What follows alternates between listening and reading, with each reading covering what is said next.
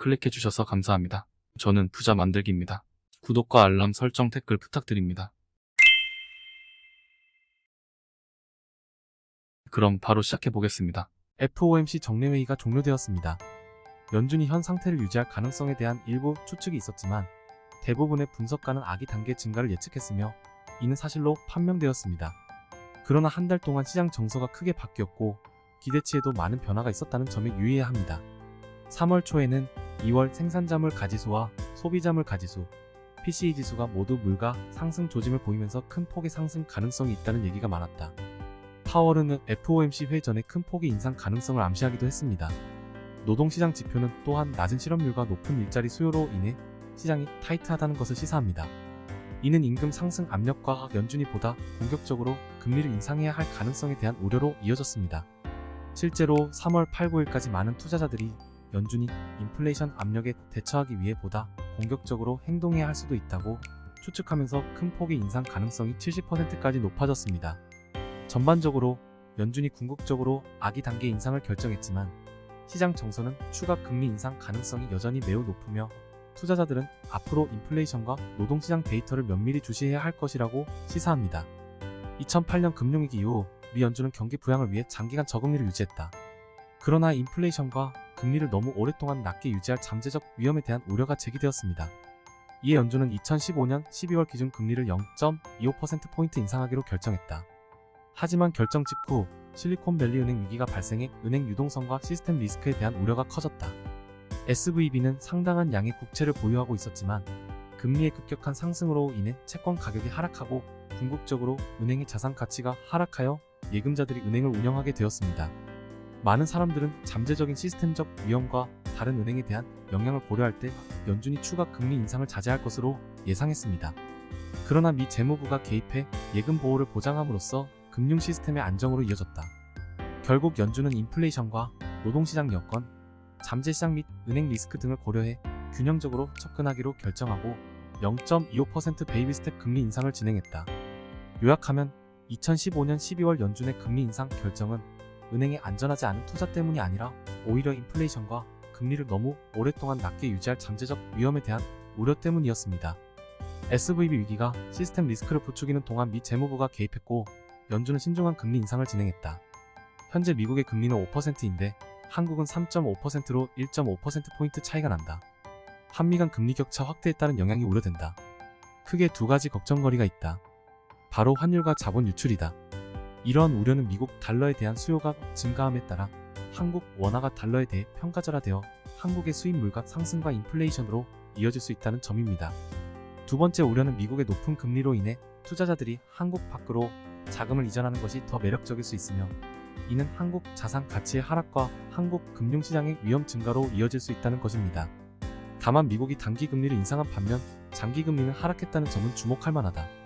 투자자로서 정보에 입각한 투자 결정을 내리려면 단기 및 장기 금리 동향을 모두 고려하는 것이 중요합니다.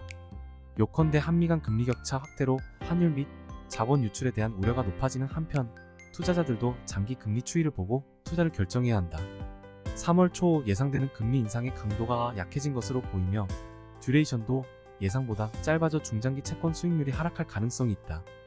연준이 오늘 기준 금리를 0.25%포인트 인상했지만 미국의 장기채 수익률은 장기금리의 평균이기 때문에 결국 연준은 피벗할 수 있습니다. 어떤 점에서 현 상황에서 더 이상의 금리 인상이 쉽지 않을 수 있어 중장기 채권 수익률이 하락하기 시작했다. 이는 기준금리 격차가 벌어졌다고 해도 중장기 금리 격차가 실제로 줄어들 수 있어 자본 유출, 환율 등 압박이 완화될 수 있다는 의미다. 이것은 오늘 FOMC 결정 이후 하락한 미국 달러 지수에서 분명합니다. 미국의 금리 인상이 한국의 금리 인상 압력을 가중시킬 수 있는 것은 사실이나 현 상황은 미국이 공격적으로 금리를 인상하지 않을 것으로 예상되고 시장의 기대는 충족되고 있는 상황이다. 또한 은행 리스크 감소로 인해 금리 인상 가능성이 낮아지고 금리 인상 가능성이 낮아질 수 있습니다. 요컨대 미국의 예상되는 금리 인상이 약화된 것으로 보여 중장기 채권 수익률 하락과 자본 유출 및 환율 등의 압박이 있을 수 있다. 기준금리 격차는 여전히 벌어질 수 있지만 금리 인상 가능성은 낮아질 수 있다.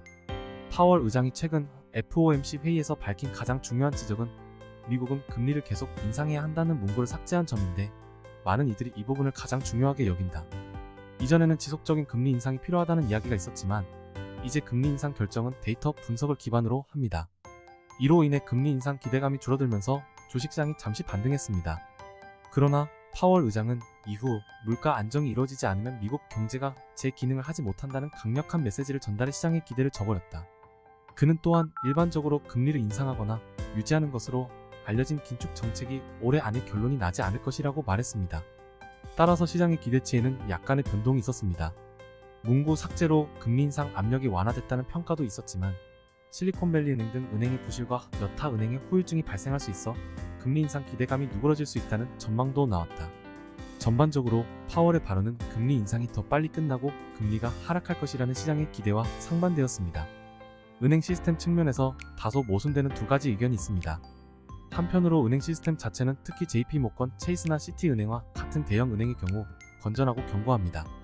2008년 이후로 많은 은행은 매우 엄격한 자본 규제를 받았습니다. 즉, 부채 또는 자산 포트폴리오가 체계적이고 안정적입니다. 따라서 거대 은행 중심의 시스템과 그에 따른 경기 침체의 위험은 발생하지 않을 것입니다. 다만 제가 명시적으로 밝힌 실제 자본 및 신용 취득의 향후 문제가 발생할 수 있습니다. 2008년 금융위기 이후 거대 은행이 금융 규제의 중심이 되었지만 지방은행과 소규모 은행에 대한 배려는 상대적으로 적었다. 따라서 일부 중소은행의 경우 건전성 문제가 발생할 수 있으며 이는 신용 공급 압박으로 이어질 수 있습니다. 예를 들어 실리콘밸리 은행 사건이 적절한 사례였습니다. 어제 열린 연방공개시장위원회 회의에서 당분간 기준 금리를 동결한다고 발표했습니다. 다만 FOMC는 향후 금리 인상 가능성을 시사하며 금융 시스템 규제 강화 필요성을 강조했다. 그 결과 뉴욕 증권거래소는 초기 1% 상승 후 1.6% 하락하는 등 상당한 변동성을 경험했습니다. 이는 두 가지 주요 요인에 기인할 수 있습니다. 가까운 장래에 금리 인하가 예상되지 않을 수도 있다는 연준 의장의 성명과 금융위기 또는 은행의 경우 금리 인하가 발생할 것이라는 추측의 거부입니다. 전반적으로 FOMC의 메시지는 경제가 안정적인 상태에 있지만 잠재적인 위험에 직면하여 주의와 경계가 필요하다는 것입니다. 발표에 대한 주식시장의 반응은 현재 경제 환경의 불확실성과 변동성, 그리고 통화 정책 및 규제의 향후 발전을 주의 깊게 모니터링하는 것의 중요성을 반영합니다. 제닛 옐런 미국 재무장관이 예금 보호를 완전히 보장하지 않겠다고 밝힌 것입니다. 실제로 미 재무부가 결국 모든 예금을 보호하겠다는 논의가 미국 오전 시간에 있었습니다.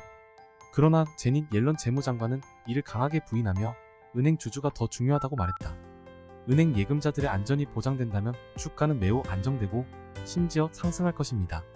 그러나 제닛 옐런과 제롬 파월 연준 의장이 은행 시스템에 대해 부정적인 발언을 함에 따라 은행 주주들을 중심으로 한 주가가 하락했고 그 여파로 다른 주식들도 영향을 받았다. 긴 시간 시청해주셔서 감사합니다. 지금까지 부자 만들기였습니다. 더욱 유익한 영상으로 찾아뵙겠습니다.